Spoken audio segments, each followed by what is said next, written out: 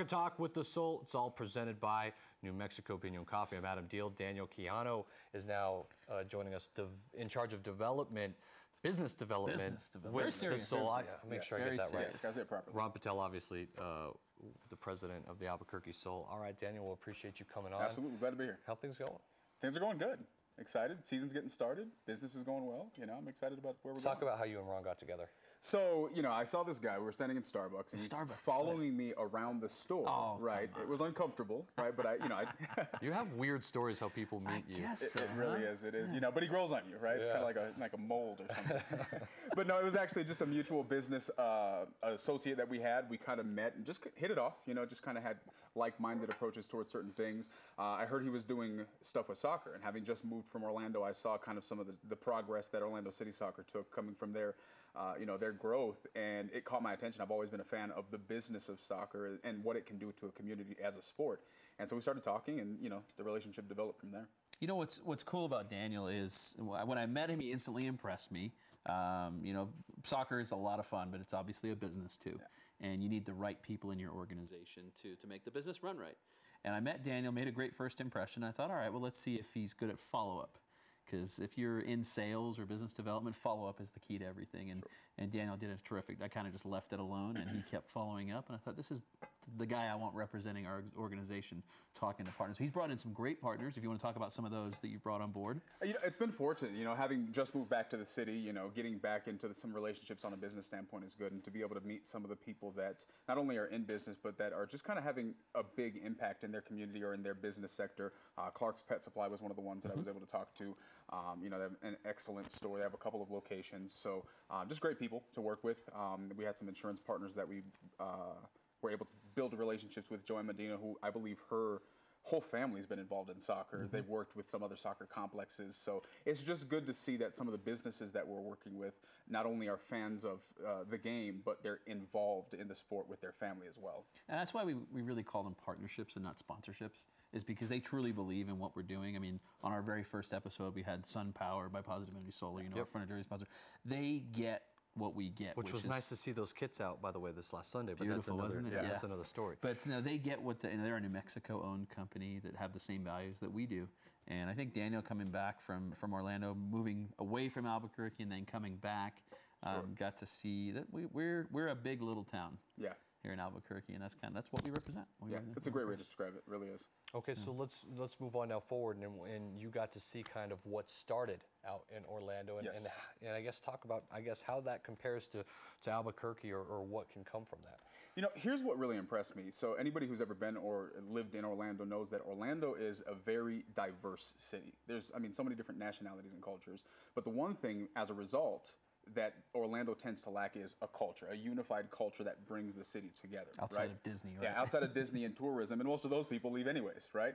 And so Orlando not having any unified culture, you know, you have the Orlando Magic that are out there and all of these different sports activities. But then Orlando City Soccer comes along, right? They're a small team. You hear whispers and conversations about it. But when they really started making themselves known in the community and that they were really doing something big, all of a sudden you start to see this community and this culture start to form, right? And people that I had never seen come together started coming together, and it almost became just regular events surrounding games. And to see Orlando have such a big impact, not only on the city, but on the community of Orlando, that really I never saw before the 10 plus years that I lived there. It made a difference. So they were in the PDL, moved up to USL Pro. This is when they won the USL Pro Championship, which I believe was 2013, 2014. And they had just made the announcement that they were going to go to MLS and move their way up. So now they field teams at the MLS level, at the USL level, and they also field a U23 team at the PDL level. So you were around for this growth and this change in culture. You see the famous Brazilian Kaká there. Obviously, the question is this something that could come out of Albuquerque? You know, I would say yes. And I'll tell you why. My personal opinion, seeing a city that had zero unified culture, being able to come together, all surrounding one sport, what can happen with a city that is known for its culture, that it's known for its family-oriented environment? You bring them something, you give them something big to support and rally around. I think the opportunities are limitless. And this latest graphic is their new 20,000 plus seat, 25,000 seat stadium. I mean, they've been selling out the Citrus Bowl. Yeah. They've been getting 60, 70,000 people into the Citrus Bowl. I used to make jokes about NYCFC's first year. They're selling out Yankee Stadium, and the Yankees aren't even selling out Yankee Stadium. I mean, soccer is a real business in this country now. The reason MLS has been There's successful. no doubt, it's growing. Yeah, it doesn't lose money. astronomically. Sure. Let me ask you, what are I mean, it's because it's fun to talk about. You've got to look at the future, and I think, Ron, you look at the future. So, so tell me about it. What are the next steps? How does this happen? How does something like this happen for the Sol to start progressing this way? Yeah, I mean, we've got, the word I use is intentional, okay? We're very intentional with everything we do, everything from putting on a game to being involved in the community and to growing the business. We have had a 10-year plan since day one, and that 10-year plan started in 2014 when we played our first game. Our goal is to be pro by 2018. The natural progression would be going to USL, the league that you just saw Orlando City won. And then we need a stadium. We need a facility to house that. It's kind of a chicken and the egg game, though, right? You need the facility to have the team. You need the team to have the facility. We recently did have a feasibility study done for a downtown corridor stadium, and the results looked very positive. It was done by a third party, and it said that we do have the number of fans with the right amount of income and the right age that would spend money on sporting events. I mean, the Isotopes, who you could consider them our competitors, I look at them as co-opetition because they're promoting Albuquerque through sports, and I love the Isotopes. And they put on a tremendous show. They do, actually, yes. You go to a game, it's a blast. And we want to do the same thing. And I think we do a pretty good job. Let's take a look again at the picture of the stadium one more time that Orlando has just put up. And we'll have Dan Lodge come on here in just a second. But Daniel, I want to talk to you more about this and how this has grown in Orlando. I think, the path is there for Albuquerque. Absolutely. I mean, is that something you could foresee? 100%. I'll tell you this. From a personal standpoint, I left in 1999. I left New Mexico. I joined the military, and I never thought I was going to come back. And I always appreciated joining the military because I look back at who and where I was as a teenager, and I didn't see opportunity. I didn't see anything for me in Albuquerque.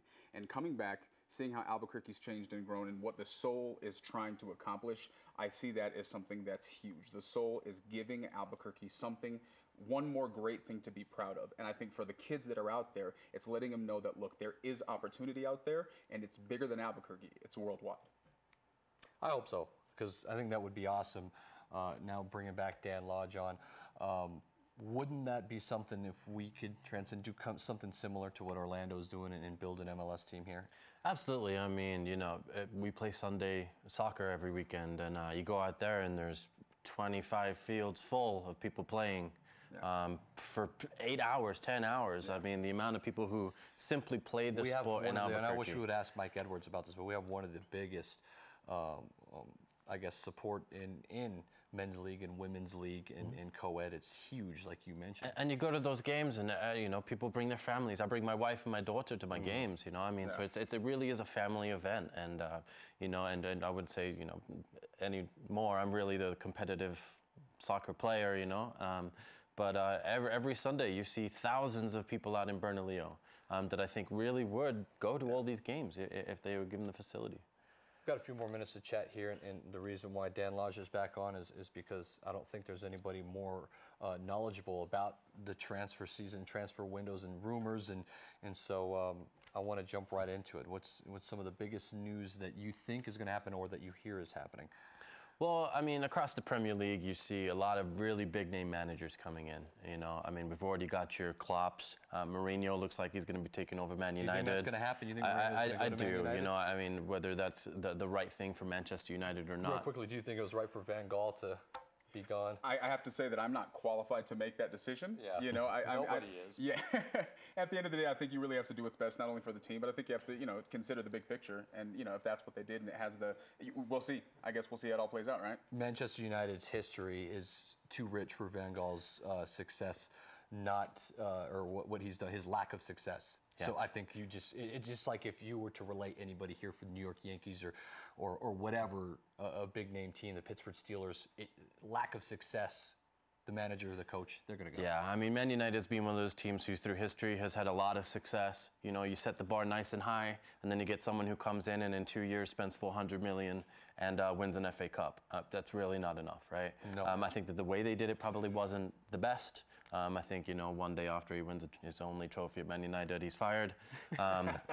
Whether Mourinho is really going to come in and fix the issues, another story. I think what made Man United great throughout the years is, you know, you look back at their 90s team, right? Their, you know, your Scholes and all these players who came through the youth team. That's what made Man United great, and that's why they won so many titles. Where someone like Mourinho, he's a spender, right? He's going to come in, they're going to give him a blank check, he's going to sit there and he's going to buy a bunch of players. And then the talent that's already at Man United, like Jesse Lingard, who just scored the goal for them to win the FA Cup, he may not see the field anymore because he's going to be playing second fiddle to a superstar that Mourinho's going to buy. But I think, you know, with the Premier League itself, Mourinho, Conte, Klopp, Pep, Wenger, Bilic, I mean, there's so many just amazing managers in the Premier League now. And obviously all the TV money that's coming in. It's going to be an absolute crazy transfer season this year. I got to cut it short, guys. And you talk so much, Dan. You have so much. We can't even use it all your transfer knowledge.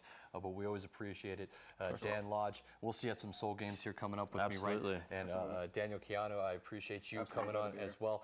For Ron Patel, standing in the background, the president of the Soul, Alden Iwani and Jason Pohl, our guys who get it done in the back. Thank you. Great job. Hey, come back next week, or in 2 weeks from now, we'll have another one for you. It's Soccer Talk with the Soul, and it's all presented by New Mexico Pinon Coffee. I'm Adam Deal saying so long.